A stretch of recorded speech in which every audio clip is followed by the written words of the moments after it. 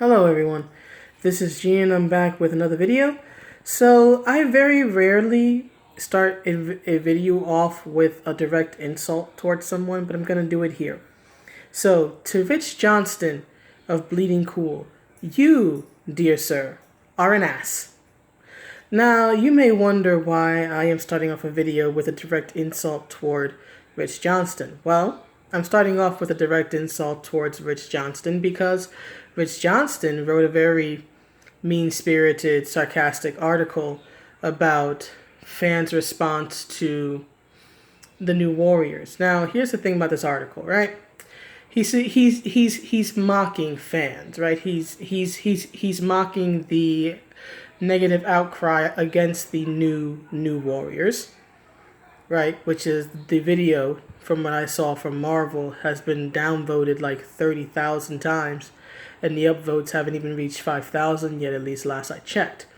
But he talks in this article about how fans are outraged that a politically correct, PC, diverse, international group is replacing an older, beloved team and all this other stuff. And then he reveals that he's talking about the all-new, all-different X-Men of 1975. Which is what introduced the X-Men characters that we all know today, such as Storm, Wolverine, Nightcrawler, Colossus, and several others. What he neglects to mention are the circumstances behind that and how all new, all different X-Men from 1975 and the New Warriors are not the same. First of all new, all different X-Men, right, was a revival. It was a revival and an attempt to save a book that had at that point been around from like 1963, so for about, 13 years, but was still very much floundering, right? They were trying to figure out how to get it off the ground, right? So there's the first thing, right? Number two, right?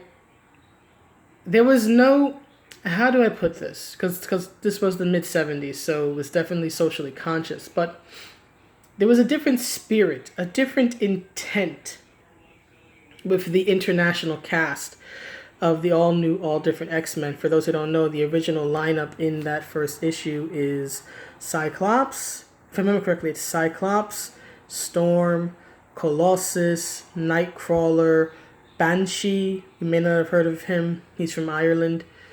Sunspot, who is from Japan, and then Thunderbird and Cyclops. I think I mentioned him previously.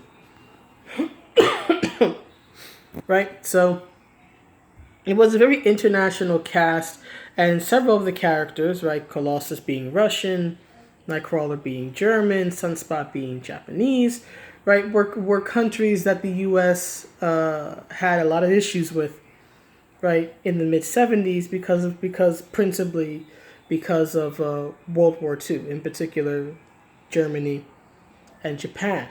But here was the difference.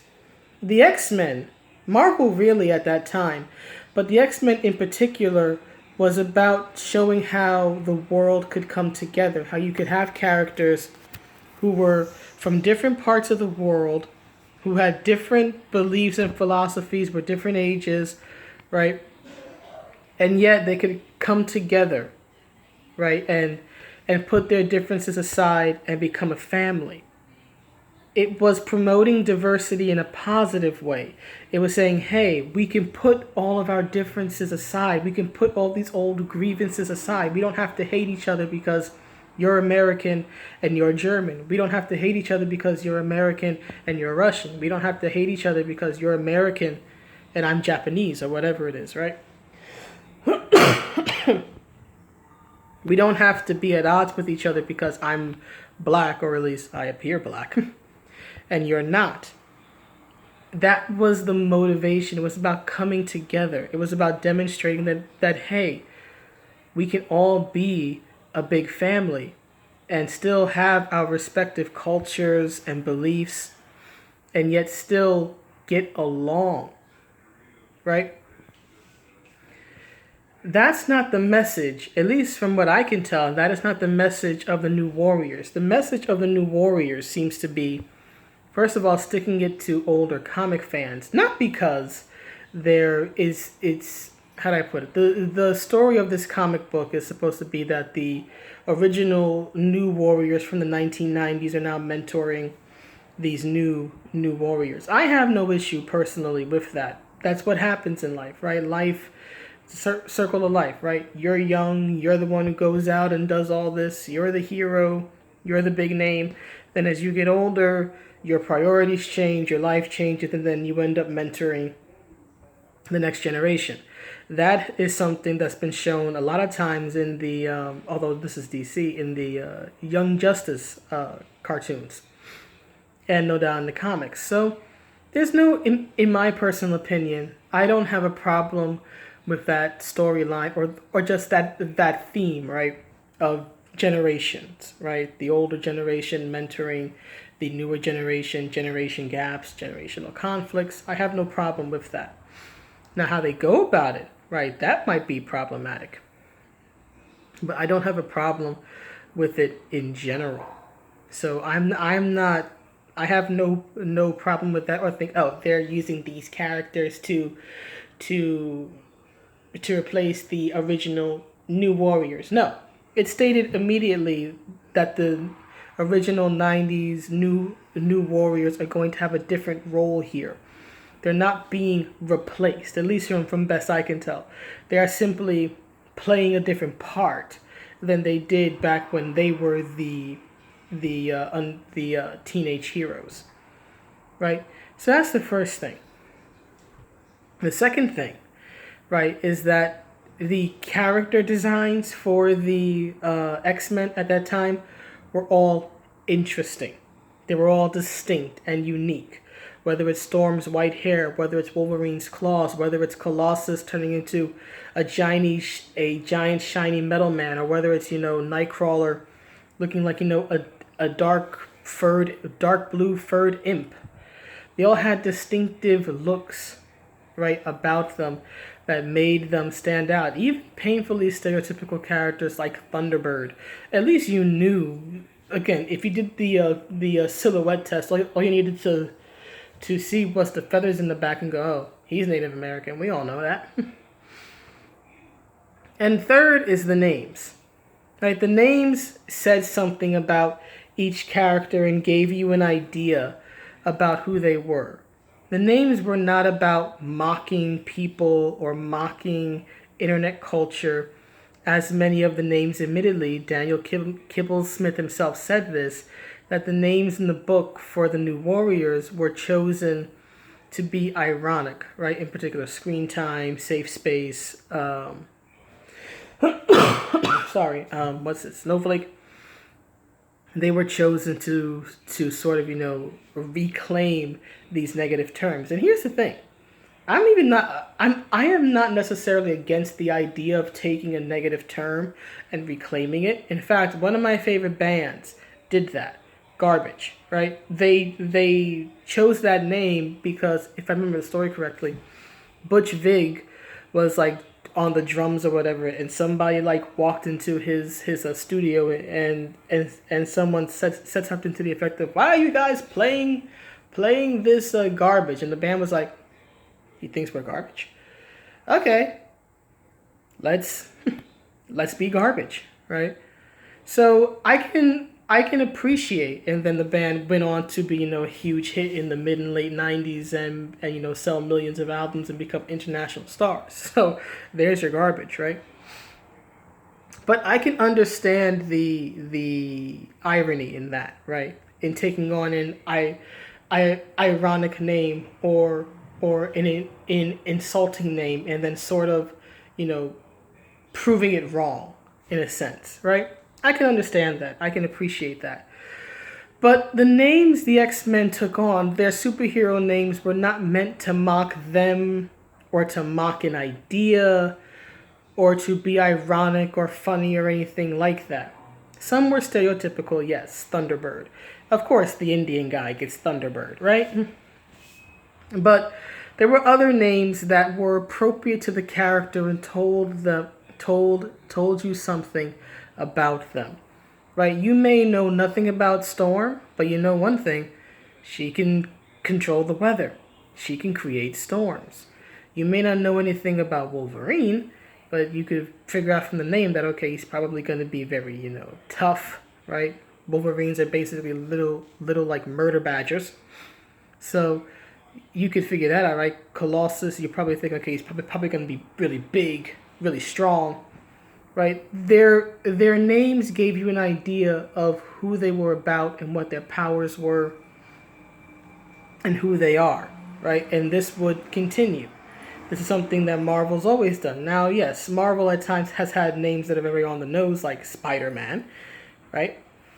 Peter Parker is a man and he has spider-related powers. Yes, it's very on the nose, but it also works. And it wasn't meant to mock the character or mock anybody else. It was simply a descriptive, appropriate name. He is indeed the Spider-Man. RJ, move. Right? So there's that. There's the names. And another thing is that these characters had interesting backgrounds that incorporated their culture and their country of origin without being dominated by it. For example, right? Storm. Storm was born and raised in Harlem, grew up in, she grew up in the continent of Africa, but I think she was in Cairo first. Then a plane crash kills her parents. Then she ends up with the Shadow King. There's a lot of stuff going on here, right? But she lives in Cairo for a time. Then she ends up being worshipped as a goddess in Kenya before she ends up coming back to America, thanks to Professor X. That's a very condensed version of her backstory. The X-Men comics, especially back in the day, written by Chris Claremont, never shied away from the fact that she's a black woman, the fact that she's an African woman, right? She is the resident African on the team. It never shied away from that, but it was never the pure focus of her character either. That's how you do diversity. You keep the cultural or racial aspects in its place.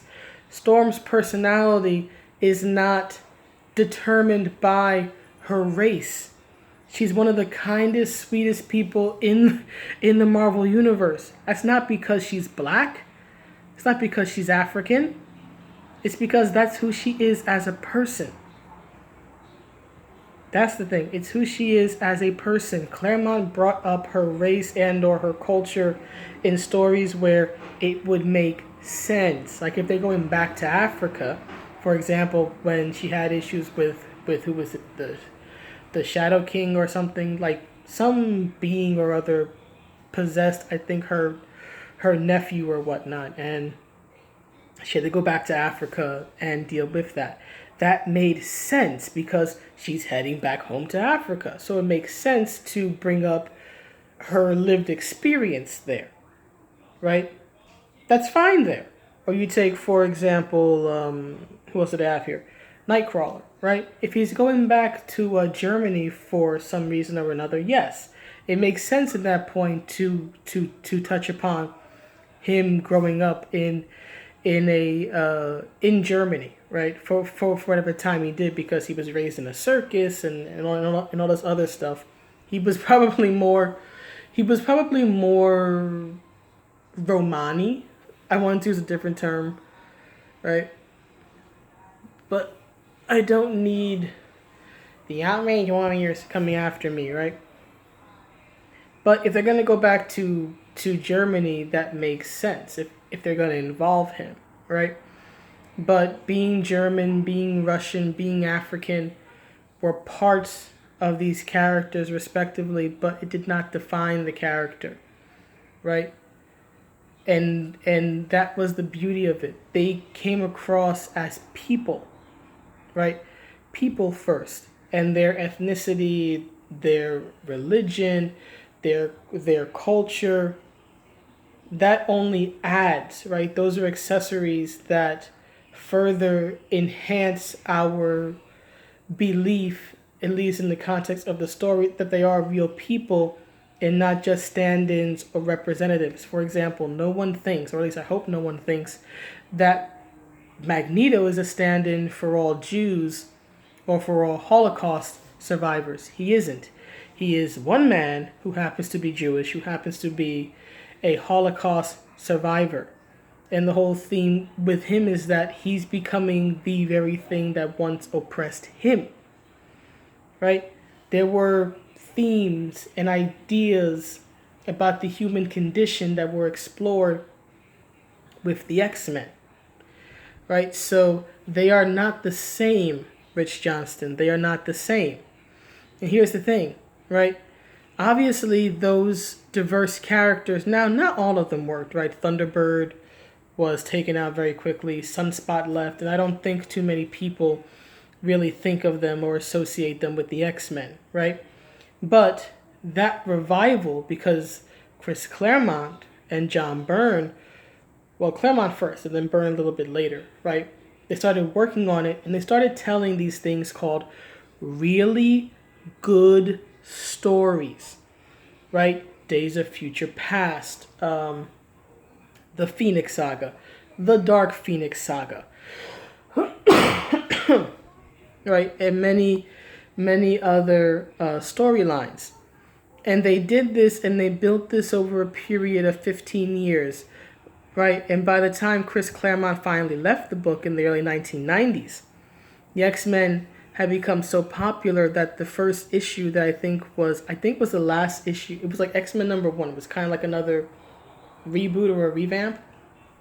I think this was the last one Chris wrote on at that period, and then Jim Lee was the artist. That comic book, that one issue in I think it was 91 or 92, but that one issue sold millions. I want to repeat, millions of copies. Millions. It is one of the best it is one of the highest selling, if not the highest selling, single issue comic of one time of all time. Chris Claremont and the various artists that he worked with were able to take a comic book that, when they were assigned to it back in 1975, was floundering, and they, with good storytelling, with interesting characters who were diverse in an organic sense and who did not exist to insult the reader, right? It took 15 years, but it just kept building and building and building, and the stories and the sagas, to the point that when Chris finally left the book around 15 years later, it sold millions of copies. And Wolverine was one of the most popular characters. He might as well have been Marvel's poster boy for the 1990s and going into the 2000s. Because not too many of the X-Men, as wonderful as they are, have their own solo film. But he does. Right? He became a breakout character. And this is because of the writing. Right? And also because fans just resonated with the character. Right? Marvel realized, the characters really like this guy. Let's ride this for all it's worth. They didn't, how do I put it? They didn't try to insult the fans for liking a character that perhaps they didn't think would be the hit, right? Sometimes creators create something and they want that thing, right? They intend that thing to go over with the fans, and it's actually something else that actually resonates with the audience, right? Marvel at that time didn't say, okay, let's cancel all the Wolverine books. Let's kill him and take him out of the X-Men because we didn't intend for him to become this beloved character. And let's say put Storm at the forefront. No, that would have turned readers off. What they did was they told Wolverine stories because he became a huge breakout star, and they still told stories with Storm and the other X-Men. And they kept adding other X-Men over the years, right? Some characters stuck. Rogue, Gambit, Psylocke. They brought characters back from the original lineup, such as Beast and Iceman, right? They introduced characters such as Bishop, who originally started out, who was originally based on a Filipino national hero. Interestingly enough, there is this very interesting story behind the character, but here's the thing. They rode this wave of success because they noticed what was working and they stuck with it, right? They, for example, what's the word I'm looking for?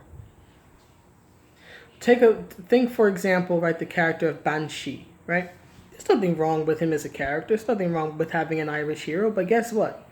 He really wasn't all that popular with the fans. So you don't hear about him much, right? They created these different lineups and these different characters. They saw what worked and what didn't. What did not work went to the wayside. What did work became TV shows and became movies and became iconic storylines that are still talked about and adapted years and years and years and decades later. And yet, despite all this, and here's the strength to good writing, years and years and years and years later, movies, right? Hollywood still cannot create a decent adaptation of the Dark Phoenix saga. Still, they cannot adapt it properly. You had good writers at that time who actually cared about the product. Were there business incentives? Of course there were. There's business incentives in everything. But it wasn't just that. They weren't trying to insult their audience. They were actually trying to get their audience interested and engaged and build the audience that way. Right? Tell interesting stories, have interesting character moments, characters who have these cool, interesting powers, who are cool, interesting people. And then fans go, oh, did you read that XMen comic when Storm went off on Doctor Doom? You haven't read it yet? Oh, you need to read this. It is amazing. That's what fans did. That is what fans did, and that's what fans don't do today because Marvel keeps shoveling crap in our faces and telling us to like it. Marvel keeps mocking us. So you can sit down and shut the hell up, Rich Johnston. In fact, I'm going to borrow a phrase. From a certain Wesley Snipes film. And I hope you listen, Rich Johnston. So to quote Wesley Snipes back in New Jack City, sit your $5 ass down before I make change. Thank you. That's the video. Tell me what you think, and I will see you around. Bye.